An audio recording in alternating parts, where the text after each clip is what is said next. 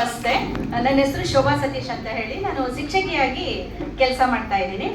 ಇದು ನನ್ನ 4ನೇ ವೇದಿಕೆ ತಗೊಂಡು ಮೈಕ್ ತಗೊಂಡಿರ್ತೀನಿ ಅಂದ್ರೆ ನನ್ನಲ್ಲಿ ರಿಸಲ್ಟ್ ಬಂದಿದೆ ಅಂತ ಹೇಳಿ, ನನ್ನ ಎರಡೂ ಕುಟುಂಬದ ಹಿರಿಯವರಿಗೆ ನಾನು ಈ ಪ್ರಾಡಕ್ಟ್ ಅನ್ನು ಕೊಡಿಸಿದ್ದೀನಿ. ನನ್ನ ಭಾವನವರು ಇಲ್ಲೇ ಇದ್ದಾರೆ.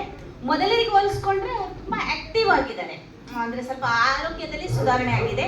ಅವರು ಕೂಡ ನನ್ನ ಅತ್ತಿಗೆ, ಅವರಲ್ಲಂತೂ ತುಂಬಾ ಸುಧಾರಣೆ ಆಗಿದೆ ಆರೋಗ್ಯದಲ್ಲಿ. ಮತ್ತೆ ನನ್ನ ತಂದೆಗೆ ಕೊಡಿಸಿದ್ದೀನಿ.